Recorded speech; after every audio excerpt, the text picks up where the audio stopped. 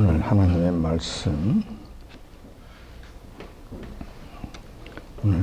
말씀, 출애굽기 12장 5절에서 13절까지 말씀. 출애굽기 12장 5절에서 13절까지 말씀. 사신 줄 알고 제가 받들어 봉독하겠습니다. 너희 어린 양은 흠 없고 1년 된 수컷으로 하되 양이나 염소 중에서 취하고 이달 14일까지 간직하였다가 해질 때에 이스라엘 회중이 그 양을 잡고 그 피로 양을 먹을 집 문 좌우 설주와 임방에 바르고 그 밤에 그 고기를 불에 구워 무교병과 쓴 나물과 어울러 먹되 날로나 물에 삶아서나 먹지 말고 그 머리와 정강이와 내장을 다 불에 구워 먹고 아침까지 남겨두지 말며 아침까지 남은 것은 곧 소화하라. 너희는 그것을 이렇게 먹을지니 허리에 띠를 띠고 발에 신을 신고 손에 지팡이를 잡고 급히 먹으라. 이것이 여호와의 유월절이니라. 내가 그 밤에 애굽 땅에 두루다니며 사람과 짐승을 물어나고 애굽 나라 가운데 처음 난 것을 다 치고 애굽의 모든 신에게 벌을 내리리라. 나는 여호와로라. 내가 애굽 땅을 칠 때에 그 피가 너희의 거하는 집에 있어서 너희를 위하여 표적이 될지라. 내가 피를 볼 때에 너희를 넘어가리니 재앙이 너희에게 내려 멸하지 아니하리라. 아멘. 본 말씀을 중심으로 해서 내가 피를 볼 때에 넘어가리니라는 제목으로 말씀을 나누고자 합니다. 오늘은 여러분들도 모두 잘 아시는 바와 같이 방금 전에 유 장로님 기도에서 마찬가지 고난주일입니다. 종려주일이라고도 합니다.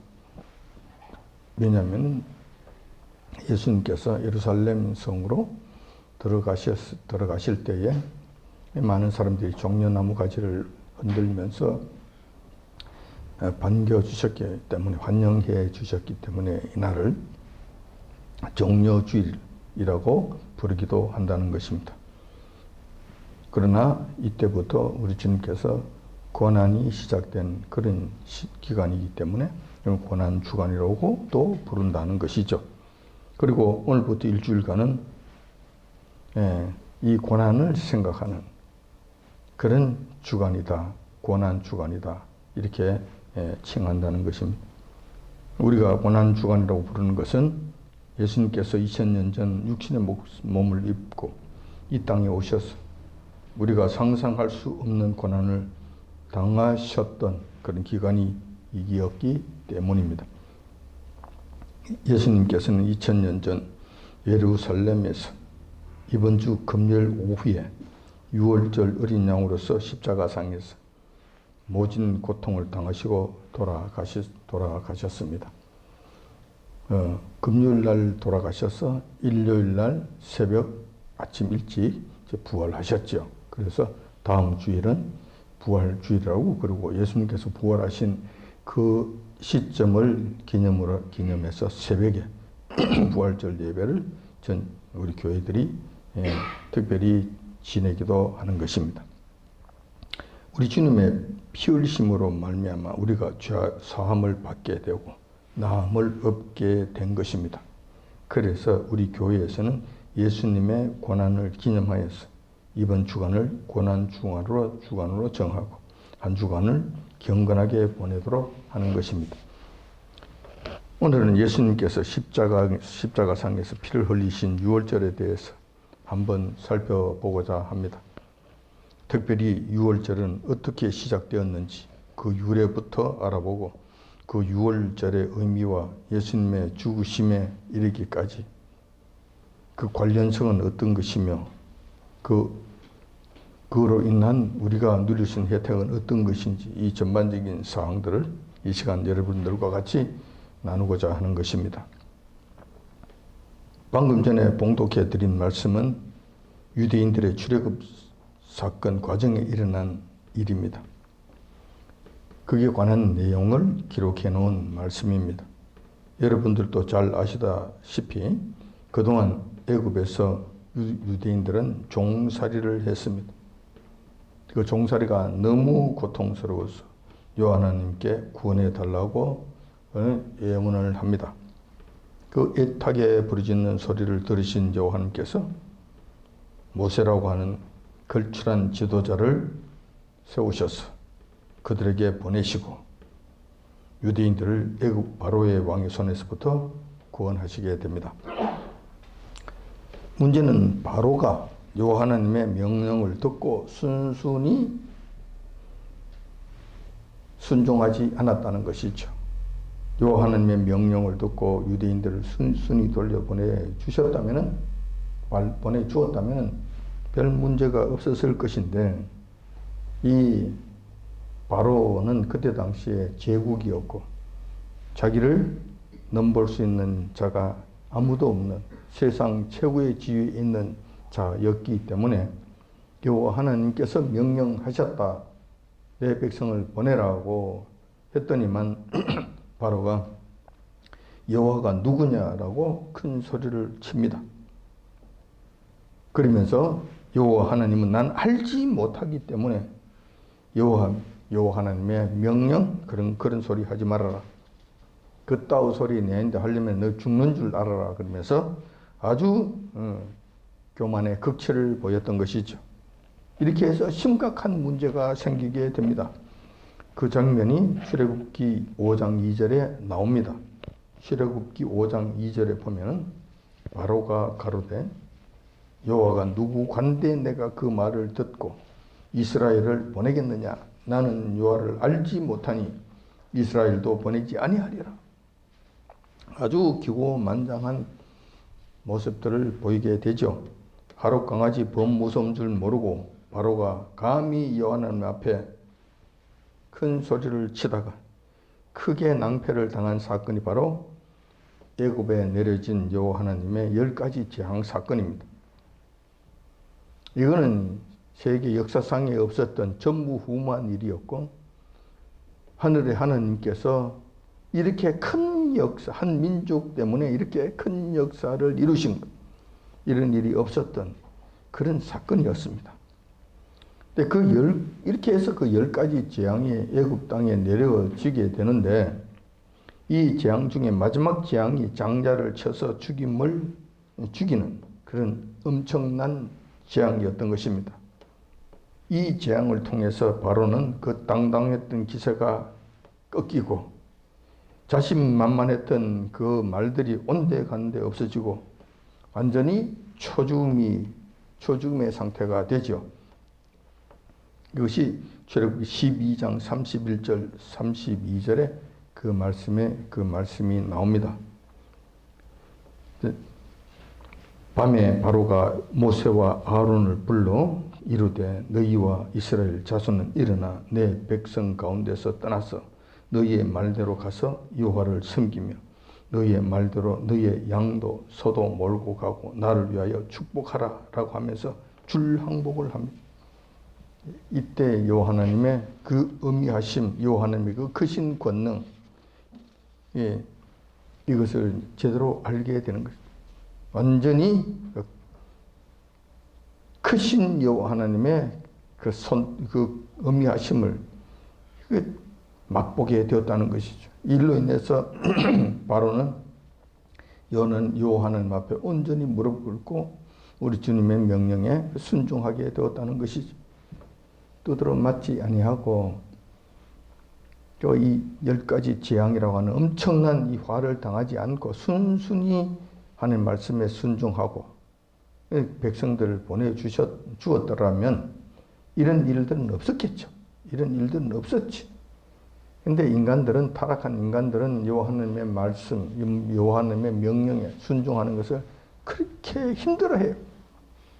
그래서 이런 불상사가 생기는 거예요. 지금도 이런 일들은 이 세상에서는 반복되고 있습니다. 문제는 세상 사람들이야 각자 자기 잘난 맛에 살고 있고 여호와 하나님을 알지 못하니까 여호와 하나님 누구냐라고 지금도 떠들어대겠죠. 지금도 그렇게 소리치면서 이렇게 큰 소리 치면서 그들먹거리면서 그렇게 살겠죠.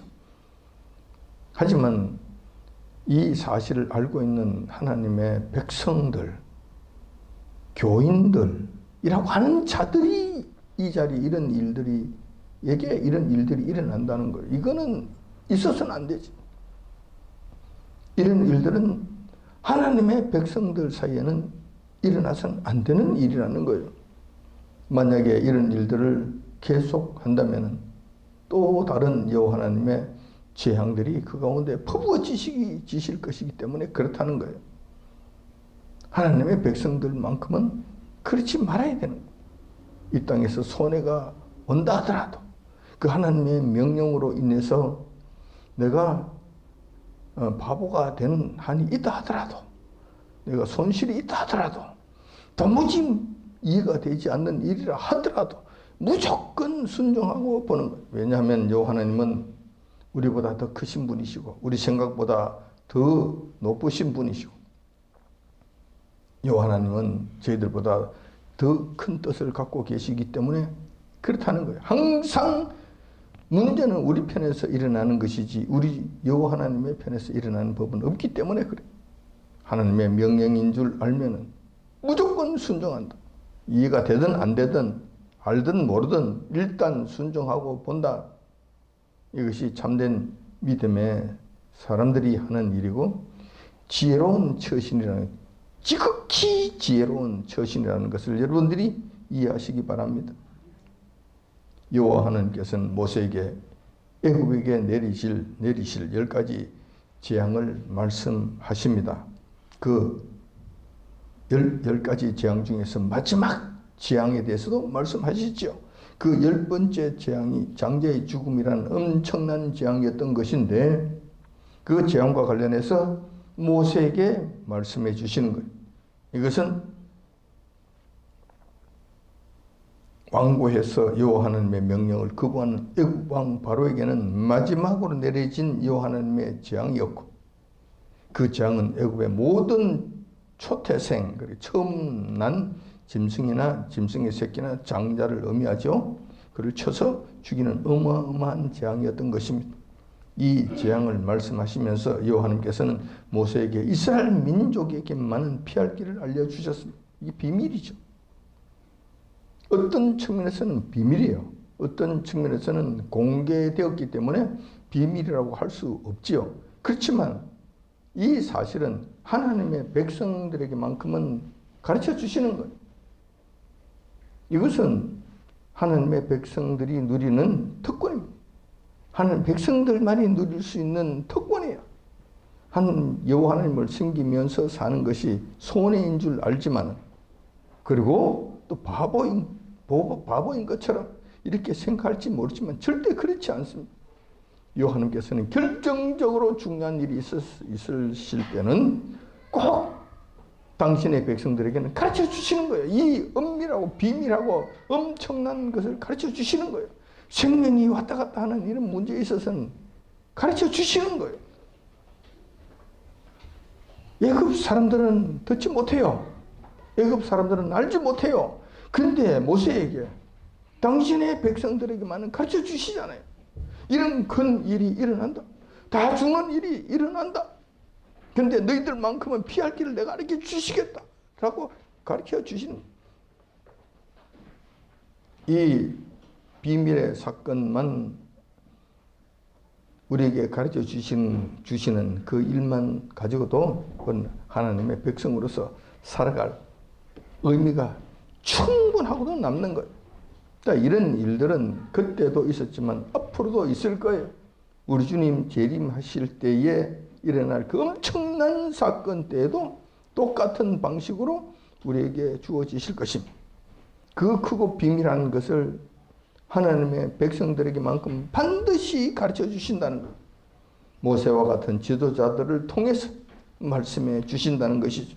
자, 이 피할 길이라고 하는 것은 이런 거예요. 그것은 유월절 날 저녁에 흠없는 어린 양을 잡아서 고기는 가족들이 맛있게 먹고 그 피는 문설주에 바르면 된다는 처방이셨습니다. 그러면은 아무 문제가 없다는 거예요. 애굽의 장자들을 다 칠 건데 애굽의 초태생들은 전부 다 진멸하실 것인데 첫 번째죠. 그런데 너희들만큼은 특별히 구별해서 살 길을 열어주시겠다. 근데 그 방법은 어린 양을 잡아서 고기는 먹고 피를 문설주에 바르는 것입니다. 이게 어려운 일일까요? 지극히 단순하고 쉬운 일이었습니다. 특히 엄청난 죽음으로부터 구원을 받는 일이라고 한다면 이거는 너무 쉬운 것이죠. 너무 간단한 일이죠. 이것을 여호와님께서 모세를 통해서 이 비밀스러운 일들을 이스라엘 백성들에게 가르쳐 주셨던 것입니다. 자, 이렇게 해서 만약에 이렇게 해서 문설주에 그 피를 바르게 되면은 여호와께서 천사들에게 명하셔서 애굽에 있는 모든 초태생들을 죽음으로 치실 때에 피가 뿌려져 있는 집만큼은 건너가게 하셔서 그 집안에 있는 사람이나 가축은 그 어떤 것도 다치지 않게 해주시겠다고 약속하셨던 것입니다. 이렇게 해서 넘어간다고 해서 6월절이. 자, 하나님께서 이제 말씀해 주셨습니다. 말씀해 주셨고, 이 말씀해 주신 것은 여호와께서는 반드시 지키십니다. 결단코 이것을 어기실 수가 없습니다. 자, 공은 이렇게 해서 이제 유대인들에게, 당신의 백성들에게 던져지게 되는 것이죠. 저희들에게 던져지게 된 거예요. 이때 이러고 나면은 그 다음에 그 공은 우리에게 주어졌기 때문에 이제 우리에게 문제가 생기는 거예요. 자, 그 말씀을 들었으니까 바르게 알아들었다면은 그 말씀을 듣고 실천할 것인가? 그 말씀이 정말 그렇다고 믿어지면은 할 거예요. 그런데 막 그러려고 그런 일이 막 있으려고 하면서 불신한다면은 안 할 거예요. 여기서 믿는 자와 믿지 않는 자의 이 두 가지 갈래가 확연하게 갈라지게 되는 거예요. 자, 믿음으로 말미암는다는 것은 그것을 문설주에 하나님께서 말씀하신 그대로 어린 양의 피를 바르는 것을 의미하는 거예요. 정말 믿으니까 그렇게 하는 거예요. 안 그러면 다 죽겠네. 정말 그렇겠네. 그런데 뭐 그러려고 그런 일이 세상에 뭐 있으려고 웃기는 소리 하고 있네. 너 뭐 봤어? 그런 일들이 봤냐고. 그것이 과학적으로 지금 현실적으로 전문가들이 이야기하기에 피가 뭐 그게 너무 귀신들이 놀라서 도망갈 뭐 그런 정도의 그게 뭐 있는가? 그런 말도 안 되는 소리. 현대를 살아가는 20세기 달나라에 가는 과학이 발달한 이 시대에 그런 미신적인 이야기들을 하느냐고. 그러면 전문가들이라고 떠들어대는 자들이 나와서 이렇게 껍적된다면은 온 매스컴에 나와서 떠들어댄다면 희죽거리고 웃고 사회자끼리까지 같이 한 패거리가 되어서 찢고 뽑고 요렇게 한다면은 많은 사람들이 쏟겠죠. 많은 사람들이 그 말을 믿지 않겠죠. 불신하겠죠. 당연히 피를 어린 양을 잡지도 아니할 것이고 피를 문설주에 바르지도 않겠죠.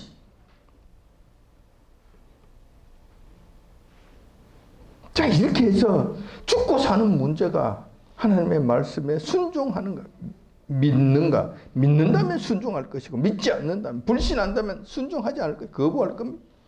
그냥 무시하고 지나가게 될 겁니다.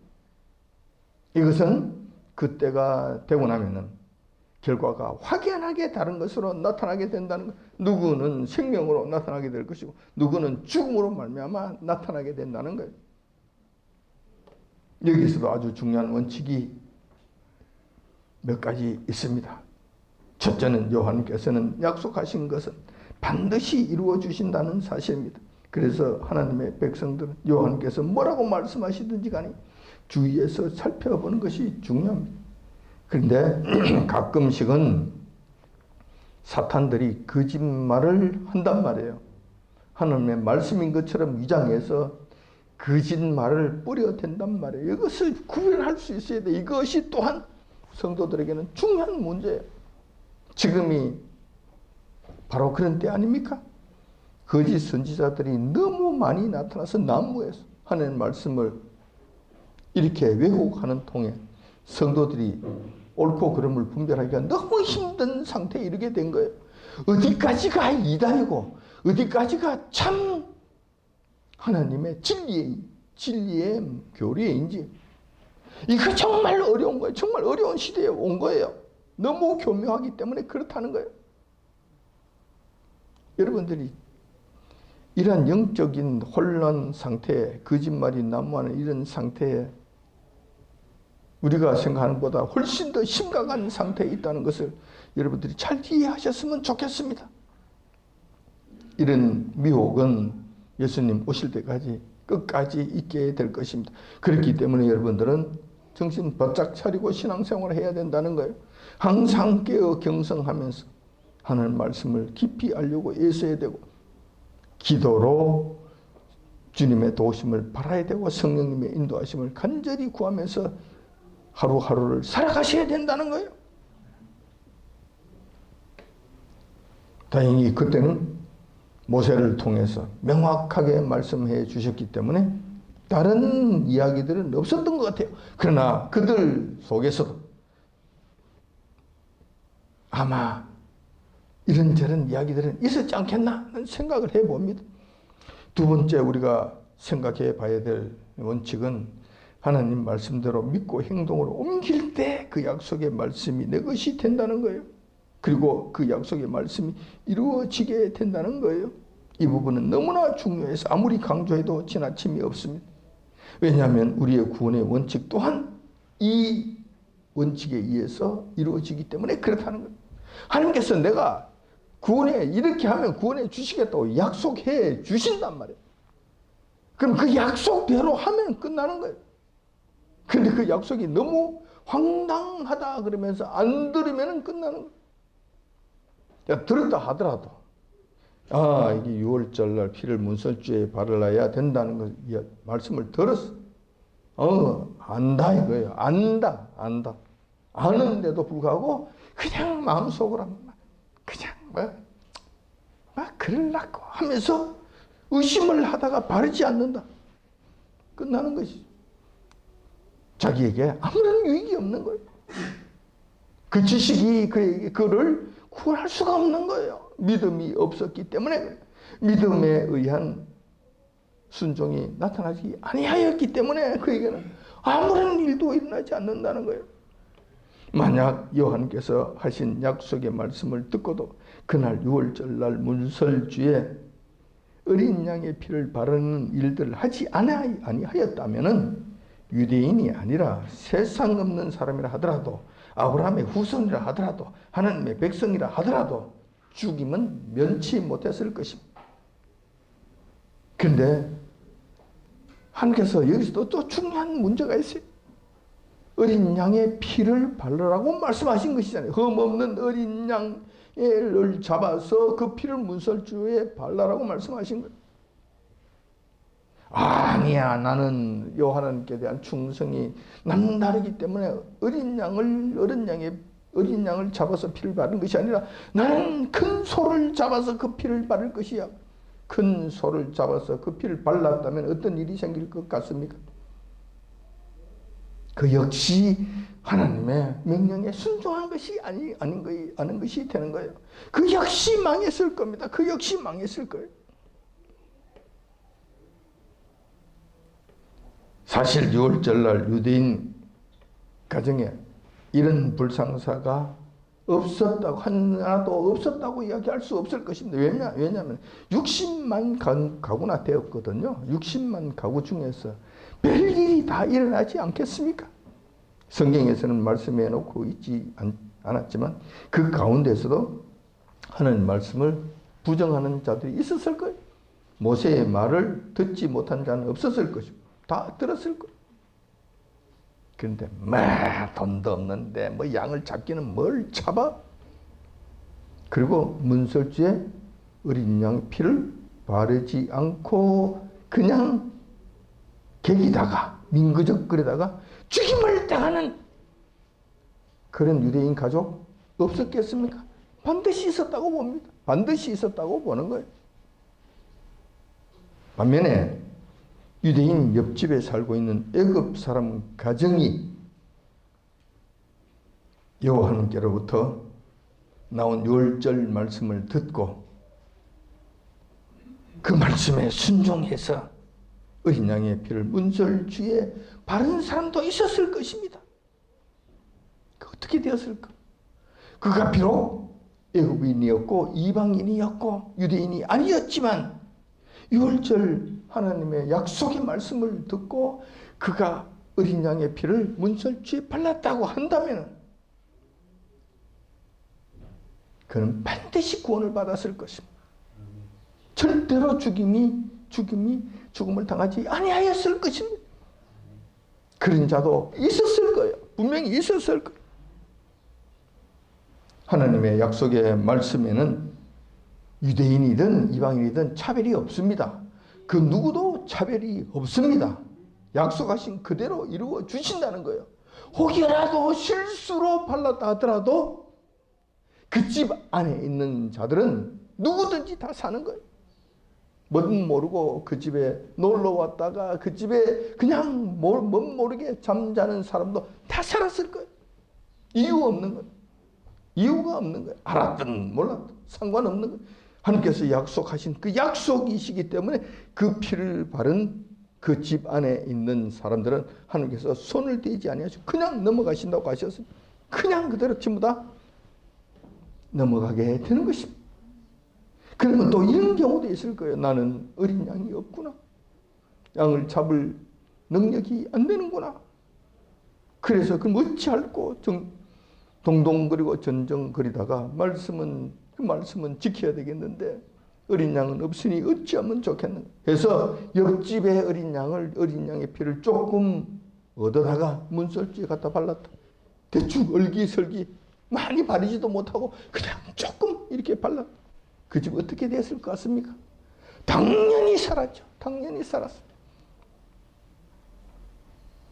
하나님께서 하시는 일들이 이러하다는 것입니다. 하나님의 구원은 이렇게 된다는 거예요. 그래서 지금도 그렇잖아요. 주 예수를 믿으라. 그러면 너와 내 집이 유월절 피를 바른 그 집 안에 있는 자는 무조건 다 살려주신다는 거예요. 살려주신다고 약속하신 거예요. 똑같은 일이 생긴다는 것이. 그때 여호와께서는 모세를 통해 구원을 약속해 주신 말씀이 조금 전에 봉독해 드린 본문의 말씀입니다. 그 말씀으로 죽고 살고 하는 그런 결정적인 요인이 되었던 것입니다. 출애굽기 12장 13절에 그 말씀이 기록되어 있죠. 그 말씀에 보면은 내가 애굽 땅을 칠 때에 그 피가 너희의 거하는 집에 있어서 너희를 위하여 표적이 될지라. 내가 피를 볼 때에 너희를 넘어가리니 재앙이 너희에게 내려 멸하지 아니하리라. 자, 이 말씀을 여러분이 보시면서 무슨 생각을 하셨습니까? 여기에서 중요한 내 대목은 뭐라고 생각하십니까? 여기서 보면은 이거요. 내가 피를 볼 때에 라고 말씀하시는 거예요. 피를 보신다는 거예요. 여러분들의 노력을 보는 것 아닙니다. 여러분들의 양심을 보는 것 아닙니다. 그동안 여러분들이 얼마나 잘 살았는지 못 살았는지 이걸 보는 것이 아닙니다.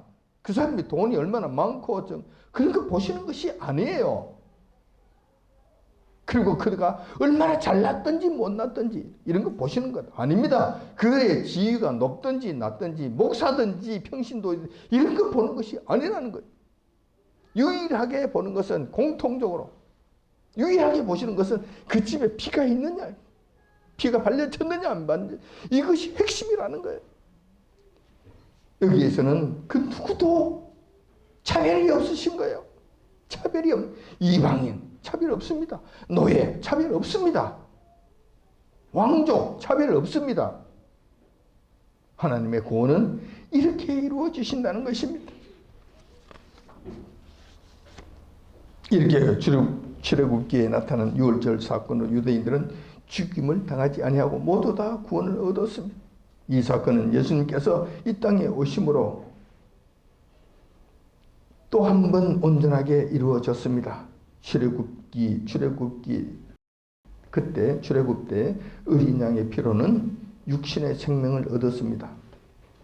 그냥 육신의 목숨만 이제 건지게 됐다는 것이죠. 이거는 오실 일들에 비하면 그림자에 불과합니다. 정말 이거는 예고편에 불과한 거예요. 하지만 예수님께서 진짜 유월절 어린 양이신 예수님께서 오셔서 친히 유월절 어린 양이 되셔서 죽임을 당하시고 그 하나님의 그 예수님의 피로 인해서는 육신의 구원이 아니라 영혼의 영원한 생명을 얻는다는 거예요. 똑같은 원칙으로, 똑같은 방식으로, 똑같은 원리에 의해서 이루어지게 된다는 거예요. 이게 실체였습니다. 이것이 진짜라는, 이게 진짜라는 거예요. 유월절 사건은 그림자였고, 우리 주님 오시는 것은 그것을 예표하는 것에 불과한 것이지, 진짜는 우리 주님 오셔서 피를 흘리신 그 사건이라는 거예요. 이것은 비교 자체가 불가능합니다. 출애굽 때의 어린 양의 피와 예수님의 피는 비교 자체가 불가능한 엄청난 차이가 나는 것입니다. 성경에서는 예수님께서 유월절 어린 양으로 오셨다고 여러 곳에서 증언하고 있습니다. 그래서 성경에서는 예수님을 유월절 어린 양으로 오셨다고 그렇게 말씀하시는 것입니다. 예수님을 유월절 어린 양이라고 증언한 본문을 보면 요한복음 1장 29절에 그 말씀이 있죠. 이튿날 요한이 예수께서 자기에게 나오심을 보고 가로되 보라, 세상 죄를 지고 가는 하나님의 어린 양이로다 라고 하시면서 초림하신 예수님께서는 이 세상 모든 사람들의 죄를 홀로 짊어지고 가시는 분이시라고 증언하셨습니다. 그들의 죄 문제를 해결하실 수 있는 어린 양이라고. 뭐로? 어린 양의 피로 죄 문제를 다 해결하실 수 있는 그 분이시라고 지금 증언하신 것입니다. 또 고린도전서 5장 7절 하반절에 보면 우리의 유월절 양 곧 그리스도께서 희생이 되셨느니라. 사도 바울은 예수님께서 십자가에 돌아가신 사건을 유월절 어린 양과 같은 것으로 설명하고 있습니다. 출애굽 당시 유월절날 어린 양의 피를 통해 죽음이 떠나간 것처럼 우리 주님께서도 친히 십자가에 피 흘려 죽으심으로 우리의 구원이 이루어졌다고 강조하고 있는 것입니다. 똑같은 원리로. 사실 2000년 전 예수님 당시에도 예수님께서는 3년 반이라는 공생의 사역을 다 마치시고 예루살렘으로 올라가십니다. 그 유월절 사건을 보면은 이렇게 되는 거예요. 예수님의 유월절 사건이 이렇게 되는 거예요. 유월절 전날 12제자들과 같이 예루살렘 성 안에서 유월절 만찬을 가지십니다. 좀 일찍 가지신 것이죠. 그런 다음에 감람산으로 기도하러 올라가십니다. 다음 날이면 그 극심한 고통의 십자가상 죽음이라는 사실을 알고 계시기 때문에 예수님의 마음은 그 어느 때보다도 고독하고 두렵고 괴로우셨을 것입니다. 그래서 예수님께서는 제자들에게 같이 기도하자고 권면하신 다음 조금 떨어진 곳에 홀로 기도를 하십니다. 아주 절박한 심령으로 기도를 합니다. 밤새워 기도를 하십니다. 얼마나 괴로우셨던지 또 기도가 얼마나 간절하셨던지 땀방울이 핏방울이 되어서 흐르기까지 하셨다고 기록하고 있습니다. 여러분 기도하면서 땀을 흘릴 만큼 기도한 적이 있습니까? 저는 그런 적이 없습니다. 땀을 흘리면서까지 그렇게 기도한 적 없습니다. 목은 조금 쉰 적은 있지만 땀을 흘리면서까지 기도한 적 없습니다. 하물며 그 땀방울이 핏방울이 되게까지 기도하신다? 아마 없을걸요. 누구도 없을걸. 세상에 그 누구도 따라할 수 없을걸. 이렇게 우리 주님께서는 간절하게 기도를 하셨던 것입니다. 그때 예수님께서 하나님 아버지께 드린 기도가 그 유명한 마태복음 26장 39절에 있는 겟세마네 동산의 기도였습니다. 그 내용을 보면은 아버지여 만일 할만하시거든 이 잔을 내게서 지나가게 하옵소서. 그러나 나의 원대로 마옵시고 아버지의 원대로 하옵소서. 그 유명한 기도. 이 기도, 아버지여 이 잔을 내게서 지나가게 하옵소서. 이 기도를 여호와님께서 들어주셨습니까? 안 들어주셨죠? 외면하셨죠? 하나님께서는 당신의 아들 독생자 예수님께서 하신 기도라 하더라도 아닌 것은 아닌 거예요. 안 들어주신 거예요. 여러분, 우리의 기도도 저는 잘 기억하시기 바랍니다. 우리가 기도하면 무조건 다 되는 것으로 이렇게 여기지 마세요. 그렇게 안 된다니까. 우리 뜻대로 안 된다니까. 우리 뜻대로 안 되는 것이 또한 하나님의 응답인 줄 아시기 바랍니다. 왜냐하면 여호와께서는 더 좋은 것을 주시기 위해서 우리의 알량한 기도는 오히려 듣지 아니하시는 경우가 있다. 자, 이렇게 이것이 아주 그 유명한 기도였던 것입니다. 예수님께서 이렇게 겟세마네 동산 기도를 하신 다음에 배신한 제자 가룟 유다에 의해서 성전 경비병들에게 잡혀가시게 되죠. 그렇게 해서 그때 대제사장 나부랭이라고 이야기해야 되겠지. 안나스와 가야바라고 하는 그 이상한 인간들에게 끌려가서 세상에 둘도 없는 엉터리 재판을 받게 됩니다. 그 다음에 빌라도의 재판을 거쳐서 예언의 말씀대로 십자가에서 죽으심을 당하게 됩니다. 오는 금요일 날 이런 일들이 일어난다는 것이죠. 예수님께서 십자가상에서 죽으신 그때가 유월절 예비일 날 오후입니다. 유월절 예비일 날 오후. 이때는 대부분의 유대인들이 유월절 명절을 지키기 위하여 양을 잡는 그 시간대였습니다. 오늘 본문 보세요. 12장, 출애굽기 12장. 자, 12장 6절에 볼게요. 6절. 5절부터 볼게요. 너희 어린 양은 흠없고 1년 된 수컷으로 하되 양이나 염소 중에서 취하고 이달 14일까지 간직하였다가 해질 때에 이스라엘 회중이 그 양을 잡고 해질 무렵입니다. 오후예요. 오후. 왜냐하면 해가 져서 밤이 되고 보통 저녁 7시 정도 해가 져서 어두워지게 되면 날짜가 지나가 버립니다. 유월절이 돼버려요. 저녁부터 유월절이 돼버리는 거예요. 날짜가 지나가기 때문에. 유대인들의 날짜 계산법은 그래요. 저녁부터 시작하는 거예요. 날이 새롭게 시작. 우리는 밤 12시부터 날짜가 바뀌잖아요. 근데 유대인들은 저녁부터 바뀌어요. 그러니까 유월절 전날은 금요일 날 오후가 금요일 날이 되는 거예요. 그냥 금요일 날 오후에 양을 잡아서 준비를 해놨다가 해가 지면은 유월절 명절 이제 시작이 되는 거예요. 이렇게 되는 거예요. 근데 예수님께서 십자가에 돌아가시는 그때가 유월절 전날 오후 3시잖아요.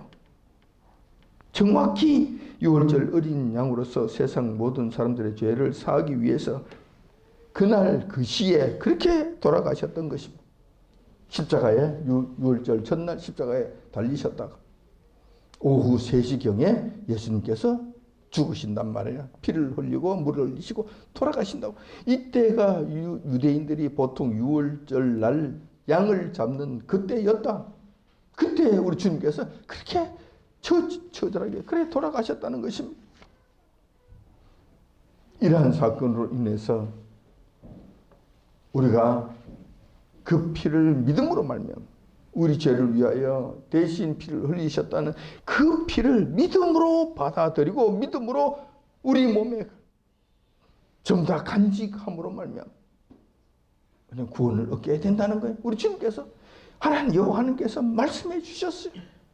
믿음으로 말미암아 구원을 얻으리라. 예수님의 십자가에 이 피를 흘리신 그 피를 믿음으로 말미암아 너희는 구원을 얻으리라 라고 말씀해 주셨어요. 이 말씀에 의해서 우리는 구원을 얻게 된다는 거예요. 출애굽 시대 때의 유월절 사건 때 이스라엘 백성들이 죽지 않고 살아난 것과 마찬가지로 우리에게 똑같은 원칙으로 우리의 영혼이 영원토록 죽지 않는 생명을 얻게 된다는 거예요.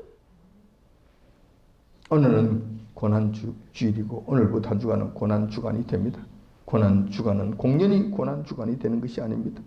주님께서 2000년 전에 이 땅에 오셔서 당하셨던 고난을 생각하면서 의미 있게 지내기 위해 그렇게 정한 것입니다. 고난주일을 맞아여 예수님의 죽으심, 유월절 사건과 관련해서 한번 생각해 보았습니다. 이 사건은 우리의 구원과 직접적인 관련이 있는 사건이기 때문에 그 의미를 바르게 이해하는 것이 무엇보다도 중요하다고 하겠습니다. 일찍이 이사야 선지자는 예수님께서 받으실 고난에 대해서 말씀해 주셨습니다. 이거 하나님의 약속이에요.